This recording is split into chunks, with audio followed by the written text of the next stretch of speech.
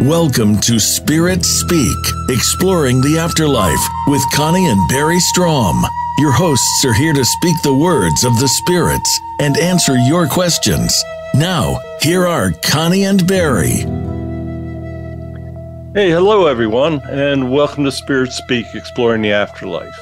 I'm Barry Strom, your host, and I'll be using my gift of spirit communication to spread your knowledge of the afterlife. And that knowledge is available to anybody that's willing to open their minds and listen. Now, we're not going to take phone calls today because we want to spend as much time as possible with our spirit guests. And I'm Connie Strom, your co-host. This week, we will be analyzing the act of dying and what follows as the soul enters the realms of heaven. Death is the one inevitable act that we will all face, and the more you know about it, the less you'll fear it. We will start by channeling with the angelic energy of Archangel Azrael, often referred to as the angel of death. He and his angels assist the soul of the dying individual as they enter the realms of heaven. In the second segment of the show, we will be interviewing the spirit of Steve Jobs, the founder of Apple Corporation.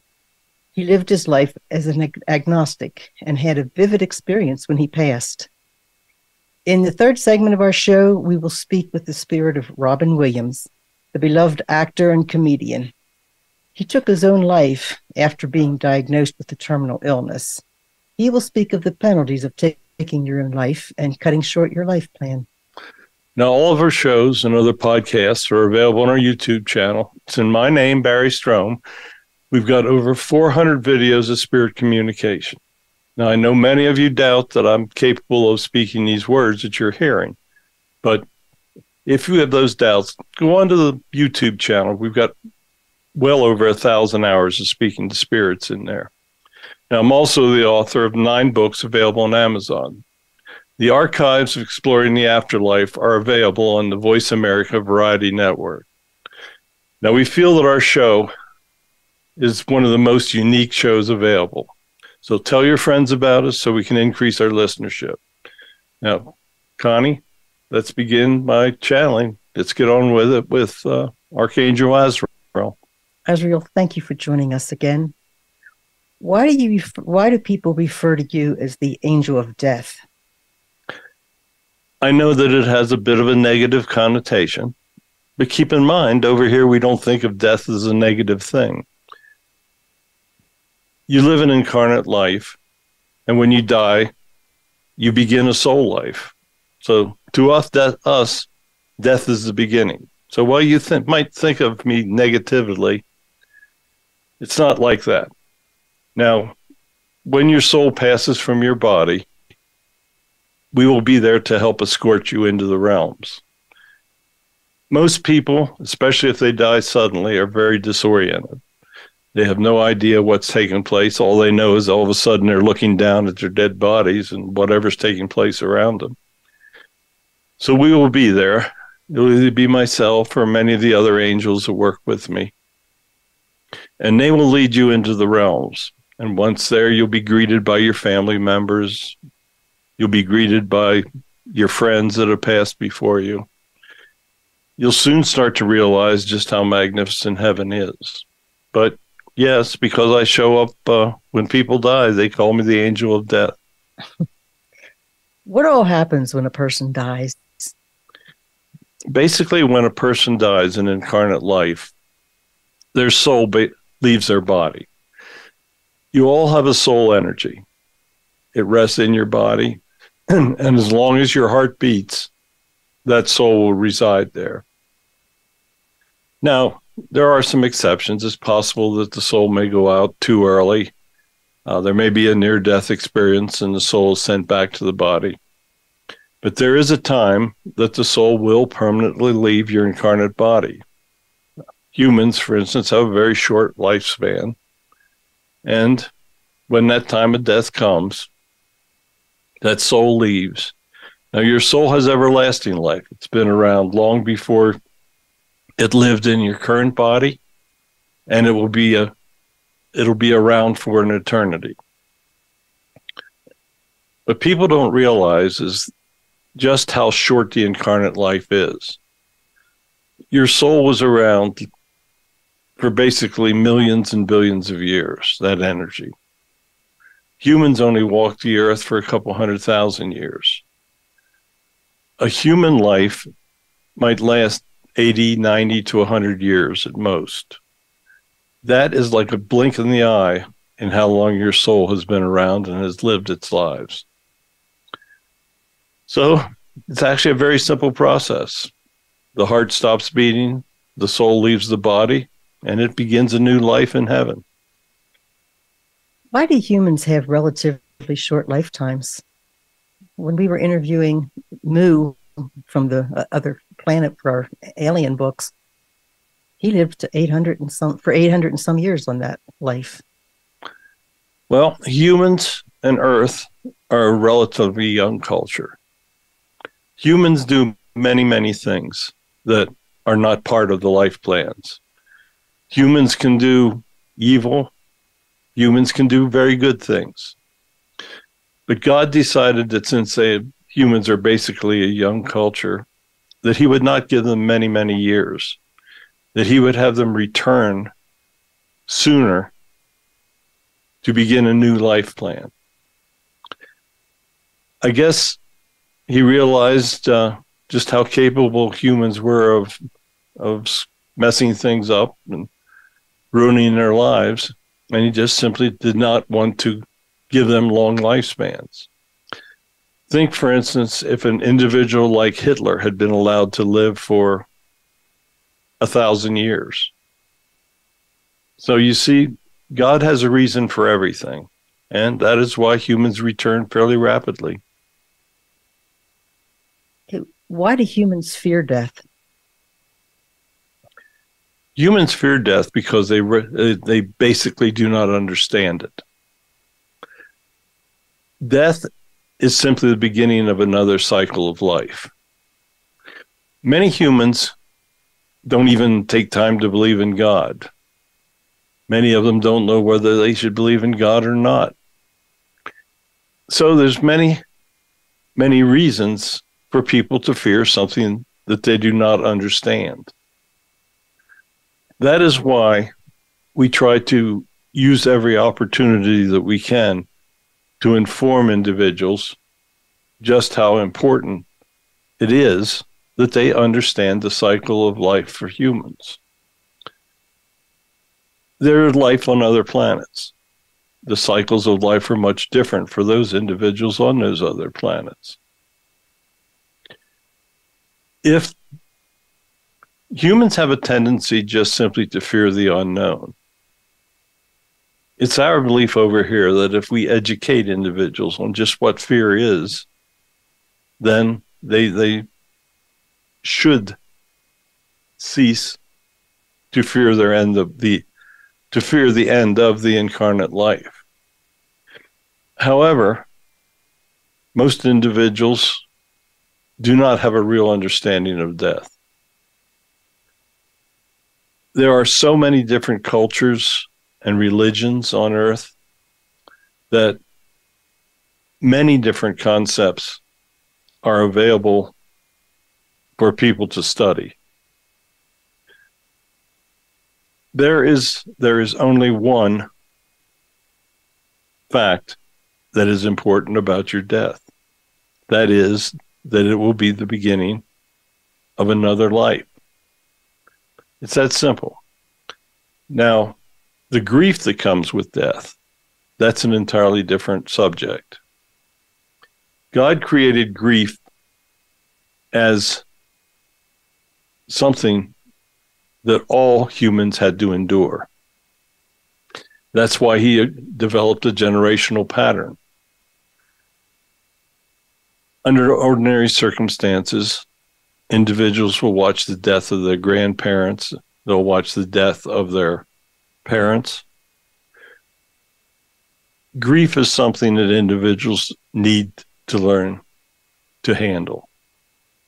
It's very real, and it's probably the most difficult of the human emotions.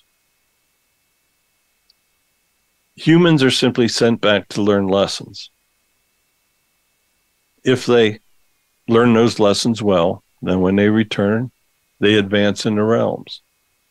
If they do not learn those lessons, or they absolutely refuse to believe in God, then they will not only not advance, it's possible that they can go to lower levels.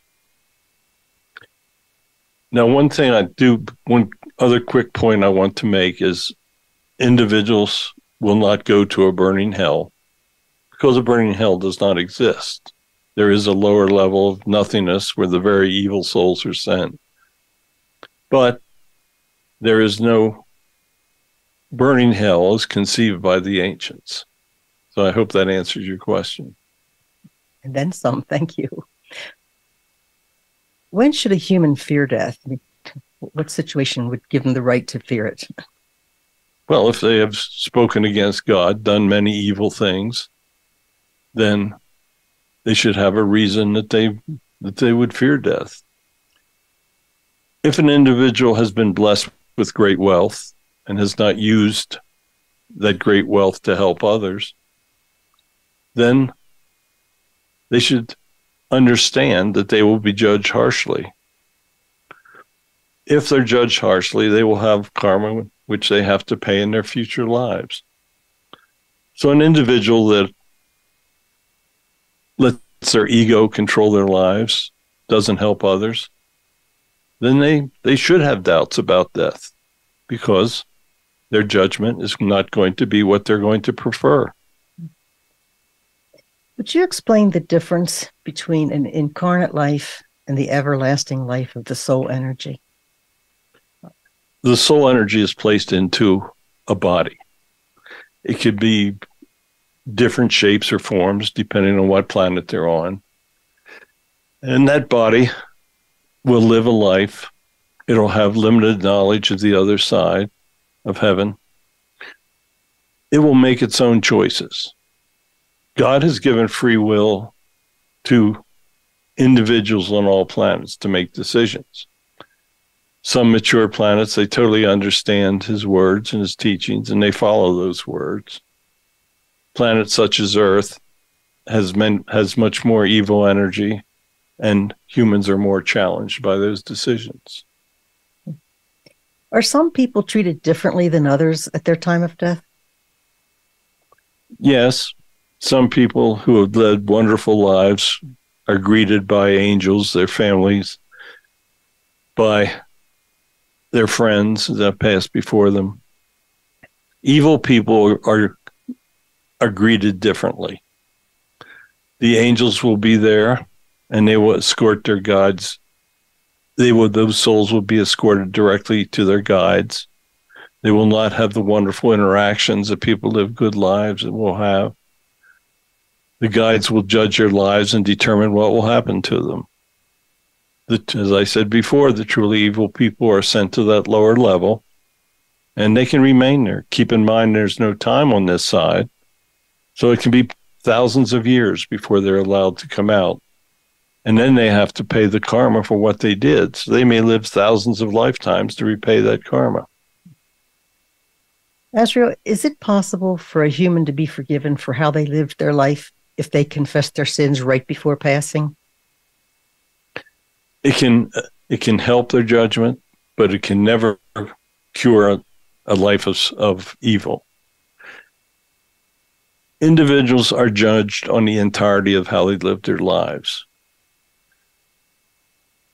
If an individual does great things at the end of their lives, then parts of the earlier parts of their lives will not be judged as seriously. But you cannot on your deathbed confess to all the sins and have them forgiven. That is not going to happen. Do humans ever see God when they pass? If a human has lived an outstanding life, keep in mind that God sends his messengers back to spread his words. If those individuals have followed his commands, have done the best they can do, then it is possible that he will be greeted by Jesus. Keep in mind that God is the holy energy and has no form. The human form for God is Jesus, because Jesus was God incarnate. So that it is quite possible that a really good person that lived a great life will see Jesus upon their return. Oh. When an atheist dies, how are they greeted? They are taken directly to their guides. They are told that they will be judged for what happened. They will be told what they did wrong in their lives. And they will be given a chance in their future lives to pay the karma. Perhaps an individual that preached against God may return as a minister and speak for God. It's very complex. Okay, Azrael, thank you so much for joining us again. Do you have a final message for our listeners? Yes. I have spoken to you before, and I want you to understand that you truly are hearing from an archangel or an angelic energy.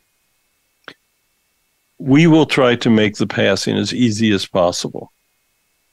We will be there to assist. When you first cross over, you will not totally understand what has taken place.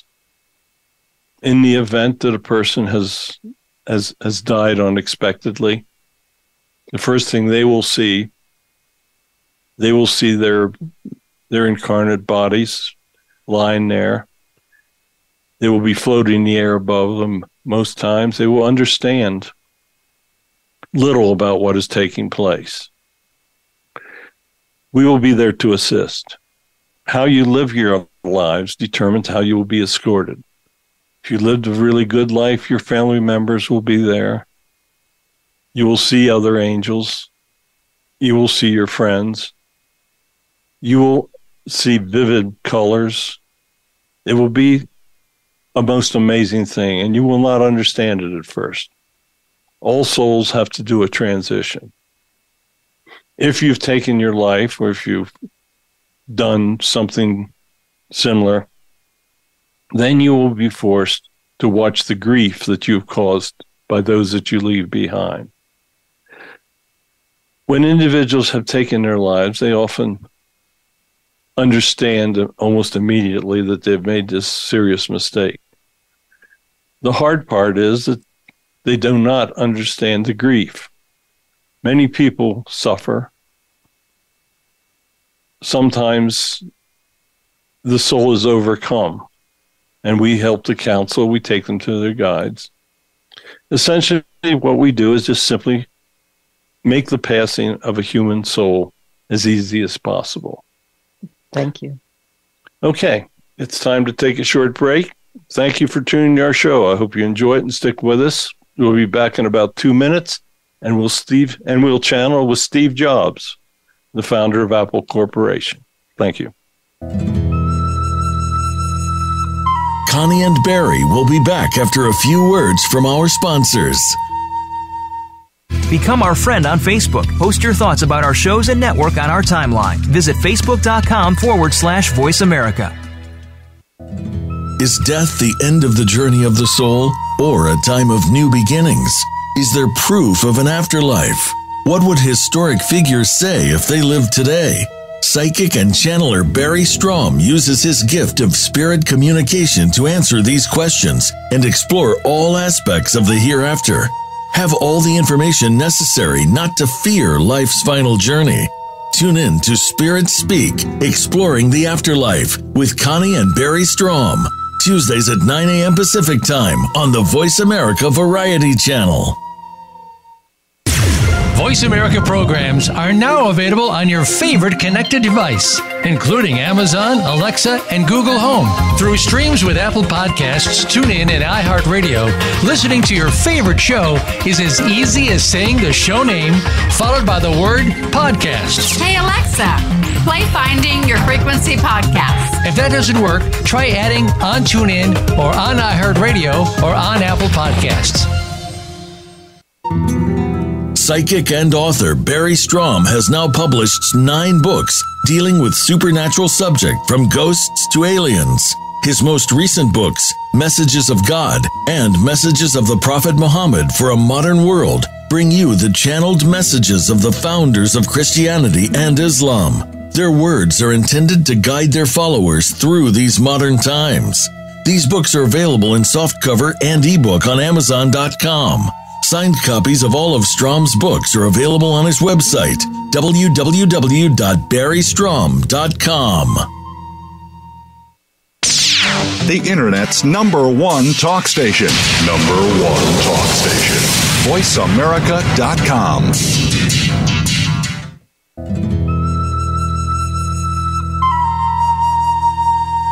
Welcome back to Spirit Speak, Exploring the Afterlife. Here are your hosts, Connie and Barry Strom. Hey, welcome back, everybody. Thank you for sticking with us.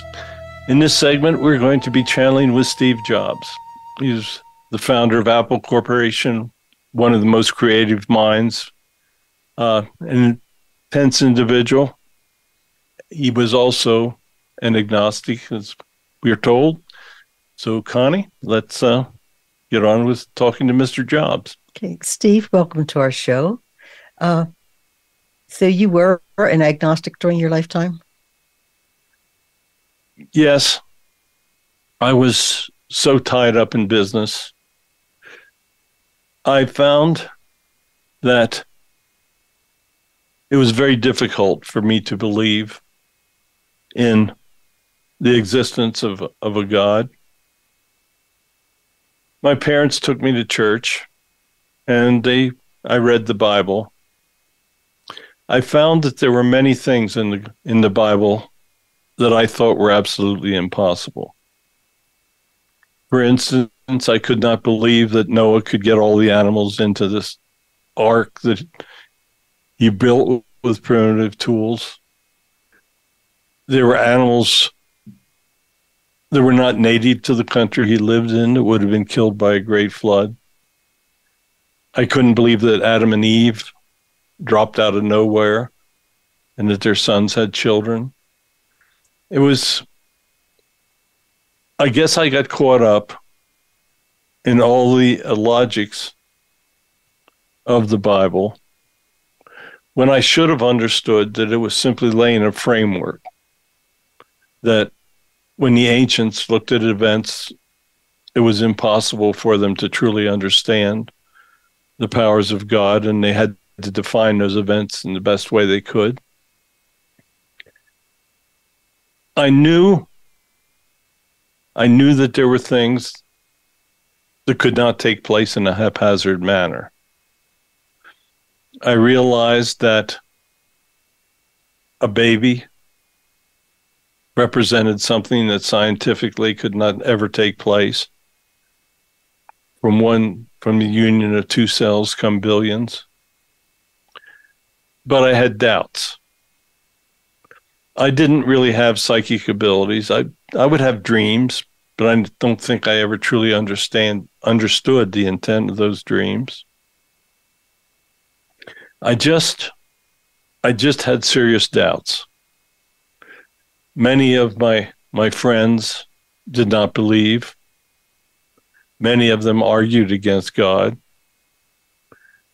Sometimes it can be very difficult to argue for God. So I really was never convinced that God existed. I regret that now. I should have opened my eyes. I should not have been so taken with the work that I was doing. I should have been able to understand that there truly is a God. Believe me, when you set foot in heaven, the first thing you understand is that you were wrong. Okay, you were agnostic. That's different from an atheist. What is the difference between an atheist and an agnostic? An agnostic simply has not made up his mind totally. He's not convinced there is. He's not convinced there isn't. An agnostic truly believes that there is no God. He doesn't pray. He doesn't ask for guidance. He doesn't do many of the things that God expects of him. An agnostic an atheist may even try to lead people away from God. And for that act, there are very serious penalties. Did you ever try to lead others away from believing in God? No, I would enter discussions, but I would never try to convince anyone not to believe in God. I always felt that individuals should be able to make up their own minds and their own determination. As I said, I was just simply undecided. There were times towards the end of my life that I did pray to God for help, but it was too late. But no, I never did try to lead individuals away from believing in God. Okay, we know that you fought cancer for many years. Did you fear death at that point? When I was first diagnosed, I feared death. I felt that there were many, many things that I still wanted to do. I felt that medical science had not justified the treatments. I felt that there was so much that we did not understand about cancer. I truly did not want to die. I wanted to do many more things. I wanted to continue to invent, to work with Apple Corporation. I wanted to do many things. For instance, we had worked on the concept of Pixar, automated movies. I truly did not want to die. Okay, as you said, when you were diagnosed with the cancer, you chose the alternative medicine rather than proven medical treatments. Was that part of your life plan? No, that was part of my free will. You see, I was making my own decisions. And being an agnostic, I was not asking for advice in helping making those decisions. I thought that I was capable of making them. I thought that I would be able to fight the disease on my own. I felt that I was smarter than the disease, I guess. So as you were fighting it, did you ever ask God to help cure you? I may have asked a couple of times, but I had no confidence. You see, if you don't have faith, and I learned this once I got over, if you don't have faith, then you will not be often given the advice that is required. If you don't believe that God will cure, he's not going to cure. Steve, would you share with our listeners what your final words were and what you were seeing? I was comatose in those final days. My soul was entering and leaving the body, and I was starting to understand truly what was going to take place. There were times that even though I was unconscious, my mind was seeing the angels. My family members were coming to me to tell me there was nothing to worry about. Right before I passed, I woke up and I was seeing this incredible, incredible place. And I said the words, "Oh, wow, oh, wow, oh, wow," and then passed. I was seeing the gates of heaven. I was seeing the grandeur of what was here, and I was seeing my family. I was seeing many things that I never believed I would be able to see. In those final days, I truly understood that God existed, but it was too late for me to do anything about it in my incarnate life. Could you go into any more detail about what happened just as you died? As my soul passed from my body, I looked down and I could see my family, my living family members around it. And I could see that they had understood that I was dead. And I could see that they began to cry. I was escorted. It was like this tunnel. I was escorted through this tunnel towards the light. Once I came into the light, it was incredible. The colors were brilliant. There were angels. As I said, my family members, my friends, Many were there. They were welcoming me. They were telling me that I had nothing to worry about. My guides were there as well, whom I had never met or even understood existed. They said that they were in no rush to judge my life. They said that I had done things that were not correct, that were against my life plan, but I had done many things. I could have helped others more, but I did set up the basis for charities and giving. It was just a miraculous place. I could not describe it to you. It was beyond description. But when I said, "Oh, wow," I was understating it. How harshly were you judged for not believing in God? I was not judged harshly for this. The fact that I had not tried to lead others away, or the fact that I had not totally made up my mind that God did not exist. Through the final times, I was coming to a realization that there was a true existence of a God. I guess there's the old saying that there's no such thing as an atheist in a foxhole when you're fearing death. It was just simply, my passing was just simply an amazing experience. Will you have any bad karma for not believing in God? There are some things that I will have to do in my future lives or life. I will have to help others more than I did in the previous life. I will have to understand that God truly exists and have faith in him and believe in him. But I have relatively little things to pay karma for. What would you tell our listeners about dying? What do you think they really need to understand?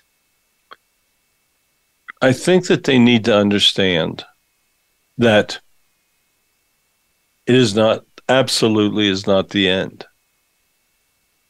All souls will face an afterlife. The soul energy, as Azrael said earlier, lives forever.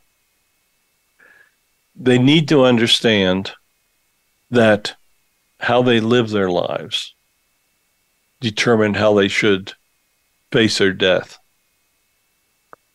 If they lived a life of evil, they should fear their judgment. If they lived a wonderful life, they should look forward to it. Death is never anything to fear. Now, if you are somebody of evil, true evil, like a Hitler or what we're seeing in Russia right now, then those people should truly fear their deaths because they will be judged accordingly. The golden rule, if they lived by it, if they did unto others as they wanted to be treated, then they will have little to fear. It is never too late to try to change your life. It is never too late to try to help others and to do what is right. If you've accumulated great wealth, set up funds, set up charities, do things with that great wealth that will help others. People are truly remembered for the good that they do. Evil people will be remembered for the bad things that they do. Decide what you want to be remembered for. Or if you do nothing, you'll just simply be forgotten. Okay, Steve, could you give us an idea what it's like to be hanging out in heaven? What do you do up there? It's incredible. I'm with my family members. I can see all the great businessmen. I have friends Andrew Carnegie's a friend of mine. I can go places I want to go. If I want to see how my family is doing, I can return and be close to them. The colors are so brilliant up here. There's no way that a human can ever understand the multi-dimensions of heaven. You can travel great distances by just simply wanting to be somewhere. You can be with people. The one thing that you cannot do on your own is return and speak to humans and be heard. But I have been introduced to the two of you, and I have been able to get my messages back to humans through you. So human is incredible. Think of it as a place of continuous miracles. Yeah. Okay, thank you so much, Steve. You've added a lot of education to people, make them feel better, I hope. Do you have a final message for us? I would like to thank you for the opportunity to speak. There were many things that I did, many decent things. I should have done more. We did not do the charities that I should have been doing through most of my life. I had great wealth. I devoted my life to research, to science, to bringing you better telephones, bringing you better movies. I should have devoted more of my time to charity. I should have followed the doctor's advice when I was diagnosed with cancer. The fact that I thought I knew more than the doctor shortened my life. There were many, many more things that I wanted to do. There were many, many things that I never got the chance to do. Charity. I would hope that all of you out there that have the ability to help would consider doing it. As I watch, there are so many people that need help right now. There are so many people that have their lives destroyed in Europe through this stupid war. There are so many homeless people in the United States. The United States is so rich that there's no excuse for this. I didn't realize it, but when I came over here, I was around spirits or souls that truly understand the suffering that people are going through. I wish that I had taken a firm stance on believing in God. Had I done that, I think I would have been given more advice. I think that the errors of my free will that I made would have been overridden. So just believe in God, do what He asks, live a good life. And I thank you for the opportunity of speaking. Thank you. Okay. Once again, we need to take a short break. We'll be back in 2 minutes, and we will channel with the incredible Robin Williams. Connie and Barry will be back after a few words from our sponsors. Follow us on Twitter at VoiceAmericaTRN. Get the lowdown on guests, new shows, and your favorites. That's VoiceAmericaTRN. Psychic and author Barry Strom has now published 9 books dealing with supernatural subject from ghosts to aliens. His most recent books, Messages of God and Messages of the Prophet Muhammad for a Modern World, bring you the channeled messages of the founders of Christianity and Islam. Their words are intended to guide their followers through these modern times. These books are available in softcover and ebook on Amazon.com. Signed copies of all of Strom's books are available on his website, www.barrystrom.com. Connect with us, and we'll connect with you. The Voice America Talk Radio Network is on LinkedIn. Get the first word about happenings with the network, where our next live event will be, and what's up with our hosts. Look up Voice America on LinkedIn. Is death the end of the journey of the soul, or a time of new beginnings? Is there proof of an afterlife? What would historic figures say if they lived today? Psychic and channeler Barry Strom uses his gift of spirit communication to answer these questions and explore all aspects of the hereafter. Have all the information necessary not to fear life's final journey. Tune in to Spirit Speak, Exploring the Afterlife with Connie and Barry Strom. Tuesdays at 9 a.m. Pacific Time on the Voice America Variety Channel.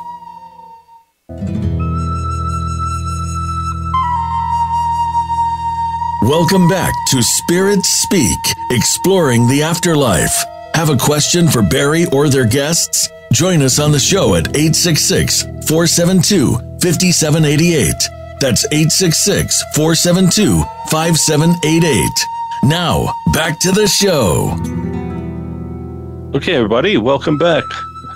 We've been waiting for this, so we're going to channel with Robin Williams. He is a magnificent soul. So, Connie, let's begin.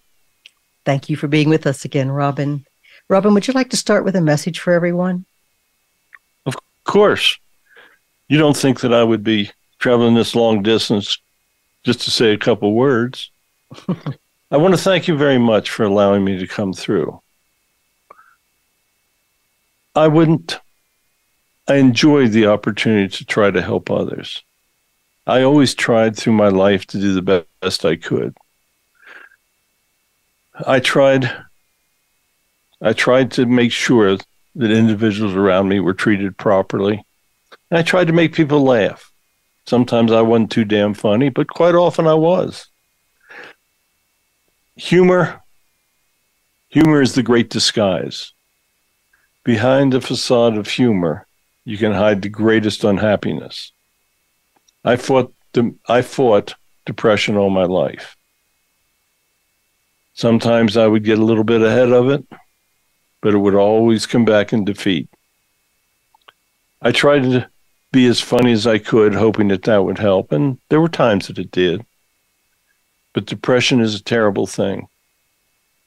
I hope that when we're finished today, that I'll be able to help and guide some people that are also on this terrible path that I lived. We're on the same page with that, Robin. Robin, was suicide part of your life plan? Suicide is never part of a life plan. Suicide is cutting a life plan short. Before I returned, we took great details in how I would live my life, what I would do. And yes, that illness, that was supposed to be part of my suffering at the end of my life. When I was over here, I knew it, but I sure as hell didn't know it when I was back on Earth. Life can be great. Life can be difficult. You are sent back with lessons you have to learn. When you cut that life plan short, you're going to have to come back again and relearn that lesson. Lessons are to be learned. You can't cut class. You cut class, you're going to get your fingers smacked. Committing suicide is cutting class. And yes, the karma will follow. So, no, suicide is never part of your life plan. Robin, would you tell our listeners about that lifelong battle you had with depression?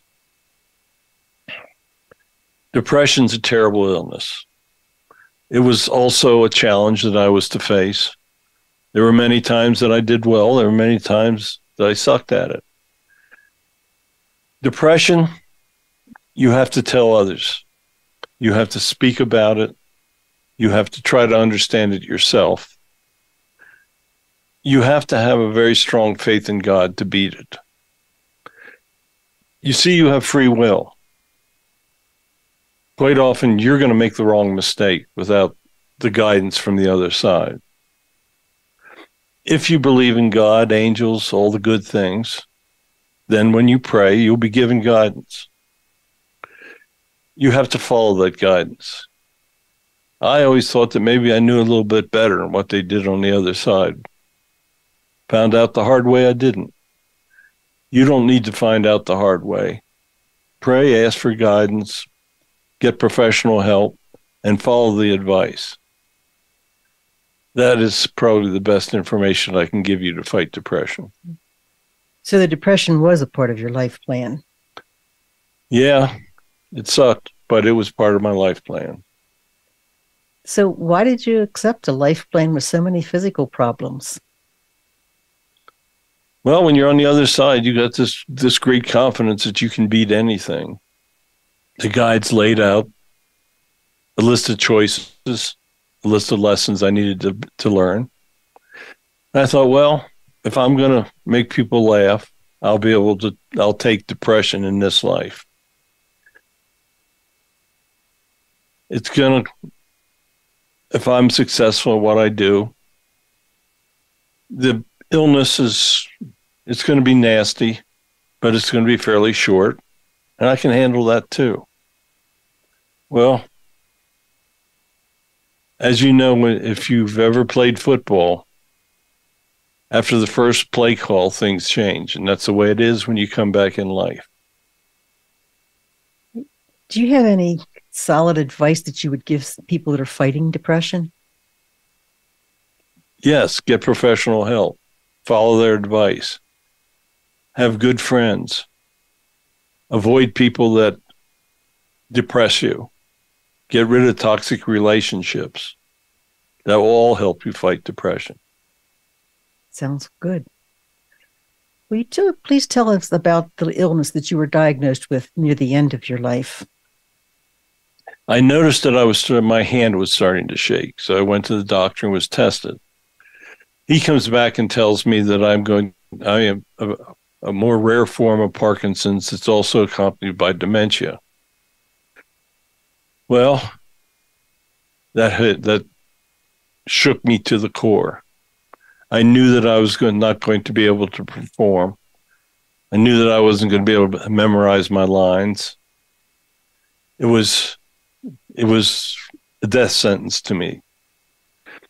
When I got the diagnosis, it drove me deep, deep, deep into the depression that haunted me.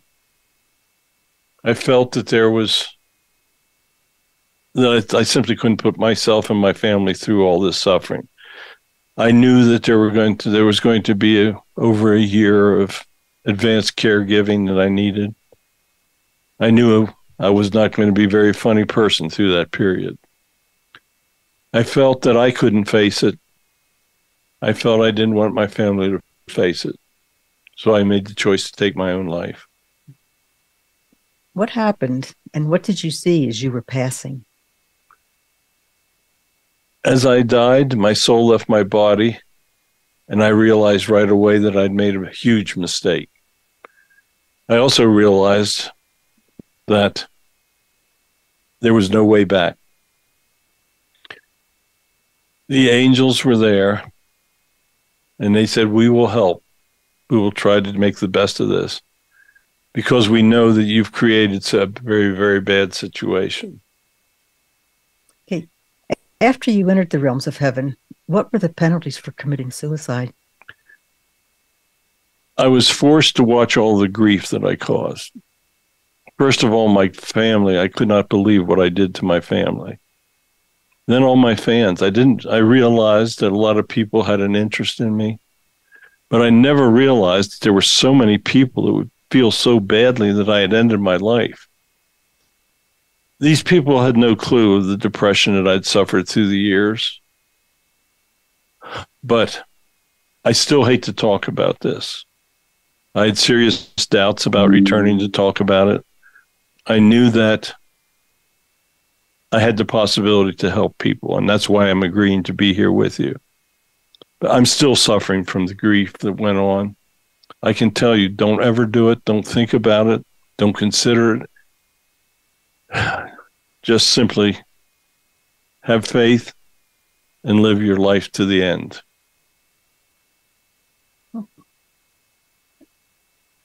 God gave you an incredible talent to entertain others. I was among those, and I loved you.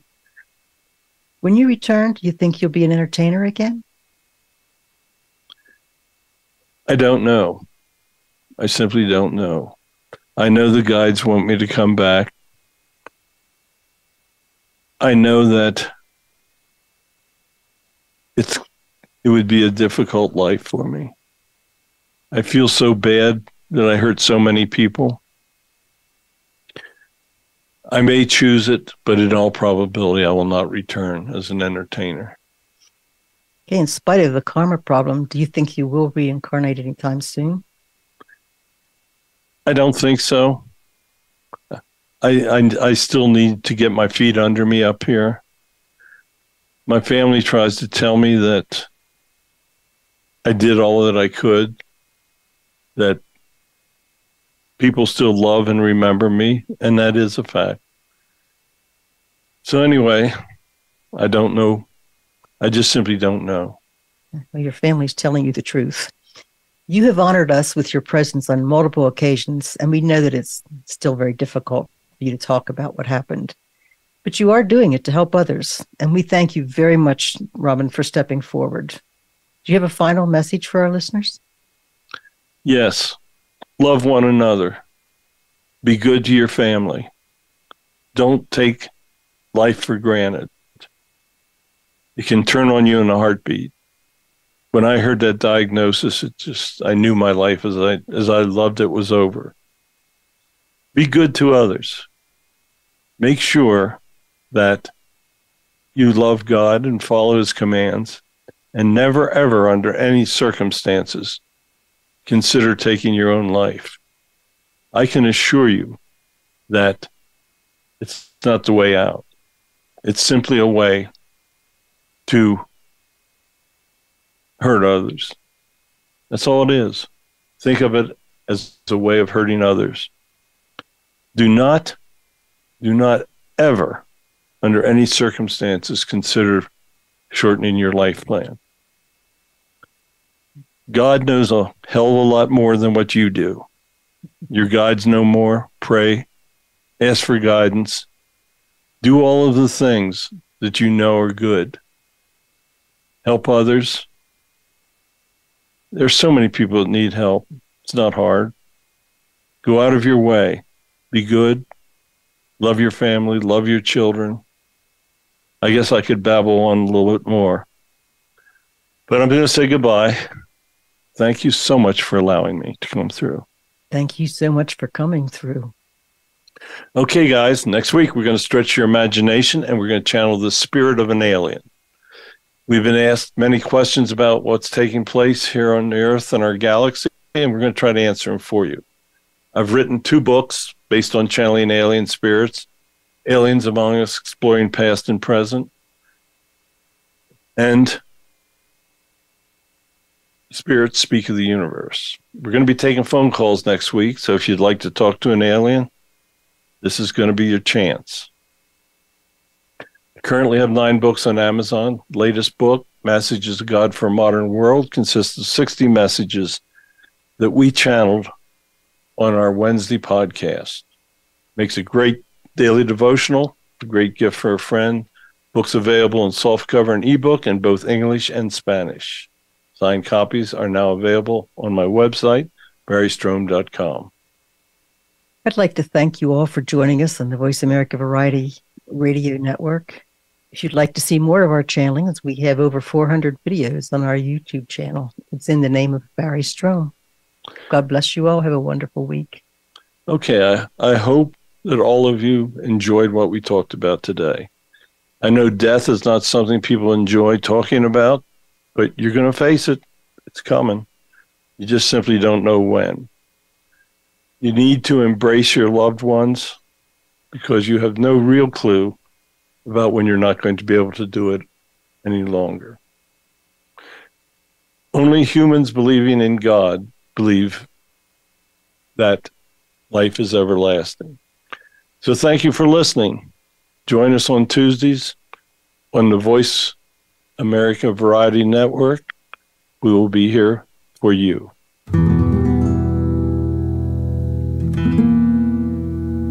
Thank you for tuning in to this week's episode of Spirit Speak, Exploring the Afterlife with Connie and Barry Strom. Tune in next week for another informative and inspiring episode on the Voice America Variety Channel at 9 a.m. Pacific Time.